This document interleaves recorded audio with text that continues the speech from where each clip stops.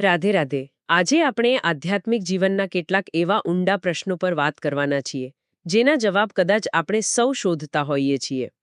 આપણી પાસે શ્રી પ્રેમાનંદજી મહારાજના એક સત્સંગનો સાર છે અને આ માહિતી ગુજરાતીTV.com પર સેવક માધવ જસાપરા દ્વારા ખૂબ સરસ રીતે રજૂ કરવામાં આવી છે. બરાબર.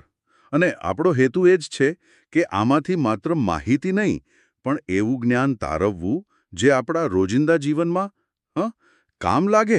હા, બિલકુલ.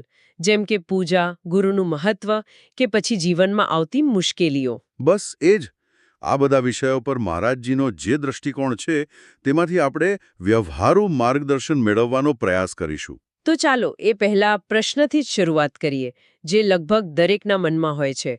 શું ભગવાન બધે જ છે? તો પછી કોઈ ખાસ જગ્યાએ જઈને પૂજા કરવાનું શું વિશેષ મહત્વ? હા, આ ખૂબ જ સારો પ્રશ્ન છે. અને મહારાજજી સમજાવે છે કે સ્થાનનો પ્રભાવ એ આપણી ચેતના પર ખૂબ ઊંડો પડે છે. અચ્છા. એમણે ઉદાહરણ આપ્યું છે કે ઘરમાં તમે 1000 માળા કરો એના કરતાં ગૌશાળામાં કરેલી 100 માળાનું ફળ વધુ, ઓહ. અને કોઈ પ્રસિદ્ધ દેવાલયમાં કરેલી 1 માળાનું ફળ તો એનાથી પણ વધુ. એટલે આ માત્ર આંકડાની વાત નથી, ખરું ને? આની પાછળનું વિજ્ઞાન એવું હોઈ શકે કે એ સ્થળની ઊર્જા. બિલકુલ. તમે સાચા મુદ્દા પર આવ્યા છો. આ ઊર્જા અને વાતાવરણનો જ પ્રભાવ છે. અને એટલે જ વૃંદાવન જેવા ધામમાં કરેલી 1 માળા એ 1,00,000 માળા બરાબર ગણાય છે.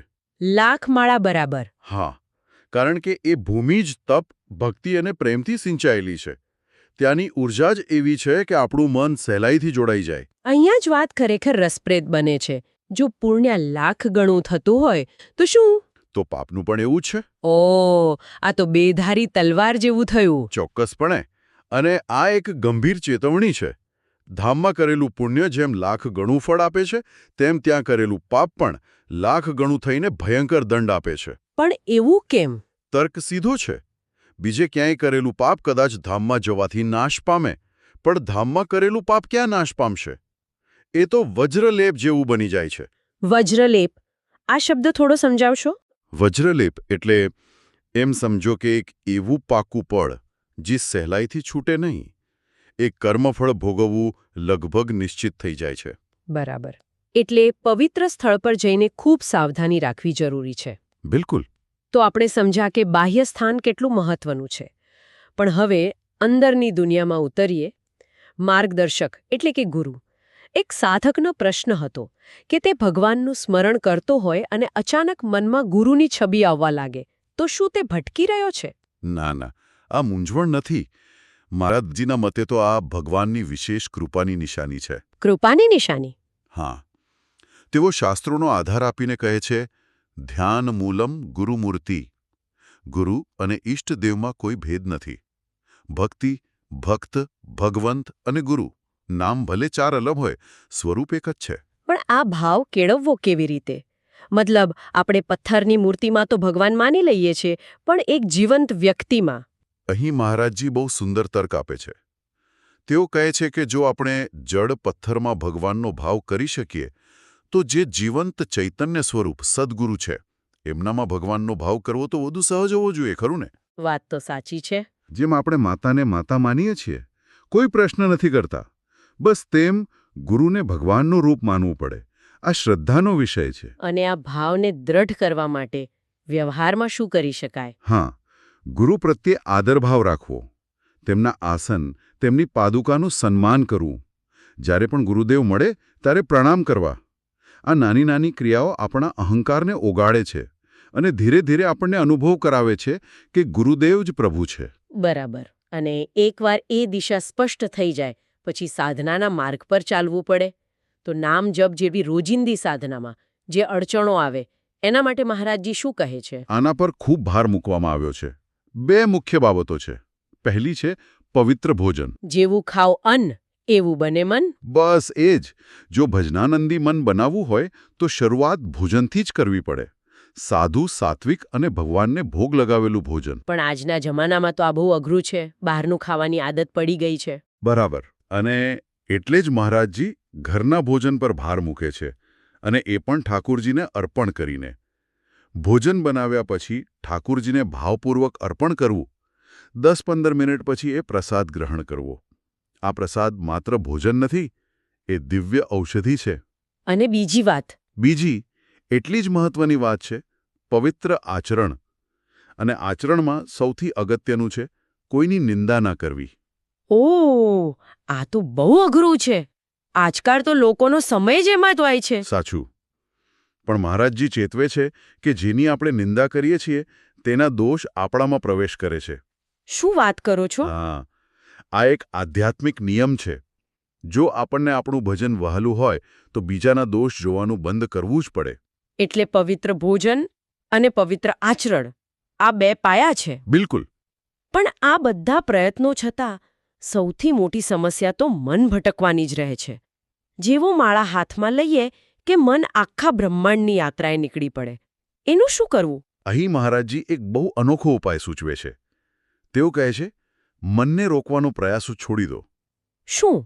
છોડી દો એટલે કે મન સાથે લડાઈ જ નહીં કરવાની. બિલકુલ. એની સાથે કુસ્તી ન કરો. એમણે ઉદાહરણ આપ્યું કે જેમ જહાજ પરથી ઉડેલું પક્ષી ફરીને પાછું જહાજ પર જ આવે છે. કારણ કે બીજે ક્યાંય તેને આશરો નથી. બસ એમ મનનું વિશ્રામ સ્થળ પણ આપણું હૃદય જ છે. એ ગમે ત્યાં ભટકીને અંતે ત્યાં જ પાછું આવશે. તમારે ખાલી જીભથી રાધા રાધા રટવાનું ચાલુ રાખવાનું છે. મન પર ધ્યાન જ ના આપો. વાહ, આ તો આખો દ્રષ્ટિકોણ જ બદલી નાખે તેવી વાત છે.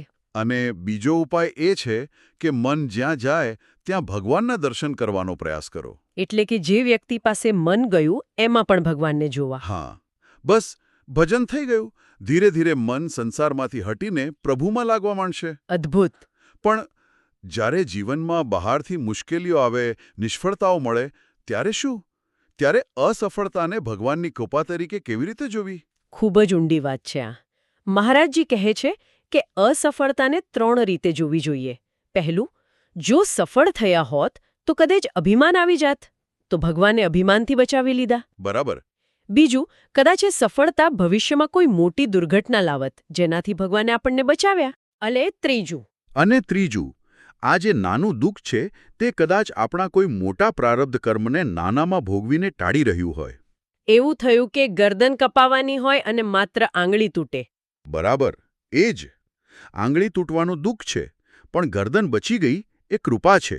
પણ એક પ્રશ્ન જે ઘણાને સતાવે છે, જે લોકો દેશ સેવા જેવા સત્કર્મ કરે છે, તેમના પરિવારમાં કેમ કષ્ટ આવે છે? અહીં પ્રારબ્ધનો સિદ્ધાંત સમજવો પડે. આજે આપણે જે સત્કર્મ કરીએ છીએ તે આપણું ભવિષ્ય સુધારશે. પણ જે સુખ દુઃખ પાછલા કર્મો અનુસાર લખાઈ ગયા છે, એટલે કે પ્રારબ્ધ, તે તો ભોગવવા જ પડે. આનું કોઈ ઉદાહરણ? ભીષ્મ પિતામહનું ઉદાહરણ સૌથી સચોટ છે. ઈચ્છા મૃત્યુનું વરદાન હતું, છતાં બાણશૈયા પર સૂવું પડ્યું. હા, 100 જન્મ પહેલા કરેલા એક કર્મને કારણે. આ દર્શાવે છે કે પ્રારબ્ધ કેટલું અટલ છે. એટલે વર્તમાનના સારા કર્મો એ પીડા સહન કરવાની શક્તિ આપે છે. બરાબર. આ જ સંદર્ભમાં સેનાના જવાનો માટે એક ખાસ પ્રશ્ન છે. તેઓ હંમેશા શુદ્ધ સાત્વિક ભોજન નથી લઈ શકતા. એમના માટે મહારાજજીનો સંદેશ અદ્ભુત છે. તેઓ કહે છે કે સૈનિકો માટે રાષ્ટ્ર સેવા જ સૌથી મોટી પવિત્રતા છે. વાહ! ભોજન કેવું મળ્યું, કોણે બનાવ્યું, એ બધું તેમના માટે ગૌણ છે. તેઓ સરહદ પર છે, એટલે આપણે અહીં શાંતિથી ભજન કરી શકીએ છીએ. એટલે આપણા ભજનનો પુણ્યાંશ પણ તેમને મળે છે. ચોક્કસ. આ બધી વાતો આજના જમાનામાં કેટલી બંધ બેસતી છે. ચલો, આધુનિક યુગના સંદર્ભમાં વાત કરીએ. એક બહુ સારો પ્રશ્ન છે કે આજની પેઢી કરોડપતિ તો બની રહી છે, પણ શું તે સંસ્કારપતિ બની શકશે? આ પ્રશ્ન આજના સમયની નસ પકડે છે. મહારાજજીનો જવાબ થોડો કડવો છે. તેઓ કહે છે કે જ્યારે મૂળ એટલે કે માતા પિતા જ સંસ્કારહીન હોય તો વૃક્ષમાં સંસ્કાર ક્યાંથી આવશે? એટલે આ એક ચક્ર છે. હા, જે રીતે સમાજમાં વ્યસન અને વડીલો પ્રત્યે અનાદર વધી રહ્યો છે, તેને જોતા સંસ્કારપતિ બનવું ખૂબ જ કઠિન છે. પણ શું નવી પેઢી આ ચક્રને તોડી ન શકે? ચોક્કસ કરી શકે, અને એ જ તો ખરી સાધના છે. પણ એ માટે સત્સંગ અને દ્રઢ સંકલ્પની જરૂર પડે. આધુનિક યુગ સાથે જોડાયેલો એક બીજો પ્રશ્ન. લોકો કહે છે કે અમે વર્ષોથી નામ જપ કરીએ છીએ, પણ સતયુગની જેમ કોઈ આકાશવાણી કેમ નથી થતી? આ કળિયુગનો પ્રભાવ છે. વાતાવરણમાં એટલી બધી મલિનતા અને વિક્ષેપો છે કે એ દિવ્ય ધ્વનિ સાંભળવી મુશ્કેલ છે. તો શું એનો અર્થ એ છે કે ભગવાનનો સંપર્ક કરવો વધુ મુશ્કેલ છે? ના, બિલકુલ નહીં. ઉલટું, કળિયુગની આ સૌથી મોટી કૃપા છે. જે ફળ સતયુગમાં હજારો વર્ષોના તપથી મળતું, તે જ ફળ હવે કળિયુગમાં ફક્ત અને ફક્ત નામ જપથી મળી શકે છે. તુલસીદાસજીએ કહ્યું છે, કલિયુગ કેવલ નામ આધારા. એટલે કે માર્ગ સૌથી સરળ બનાવી દેવામાં આવ્યો છે. બરાબર. ભલે આકાશવાણી ન સંભળાય, પણ હૃદયમાં ભગવાનનો અનુભવ અવશ્ય થાય છે. તો આજની આખા વિશ્લેષણનો સાર હું એ રીતે સમજી કે આધ્યાત્મિકતા એ જીવનથી ભાગવાની વાત નથી, પણ જીવનના દરેક પાસાને જોવાનો દ્રષ્ટિકોણ બદલવાની પ્રક્રિયા છે. ખરું ને? તમે એકદમ યોગ્ય સાર કાઢ્યો છે. અને અંતમાં સાંભળવાર માટે એક વિચારવા જેવો પ્રશ્ન મૂકીએ. મહારાજજીએ કહ્યું કે આપણું હૃદય શાંત તો વિશ્વ શાંત. વાહ, શું વાત છે! જો વિશ્વ શાંતિની શરૂઆત ખરેખર આંતરિક શાંતિથી થતી હોય તો કદાચ વિશ્વ માટે સૌથી મોટી સેવા એ પોતાના મનને શાંત કરવાનું કારણ છે. આ ચર્ચા સાંભળ્યા પછી આજે પોતાના દ્રષ્ટિકોણમાં એવો કયો એક નાનો ફેરફાર લાવી શકાય? ખૂબ સરસ. આ ઊંડાણપૂર્વકની ચર્ચા શ્રી પ્રેમાનંદજી મહારાજના સત્સંગ પર આધારિત હતી, જેનું સંકલન gujaratiTV.com માટે સેવક માધવ જસાપરા દ્વારા કરવામાં આવ્યું છે. જો આ ચર્ચા આપને ગમી હોય તો આપના વિચારો અમને કોમેન્ટ બોક્સમાં જરૂર જણાવશો અને gujaratiTV.com ને લાઇક, શેર અને સબસ્ક્રાઇબ કરવાનું ચૂકશો નહીં. રાધે રાધે.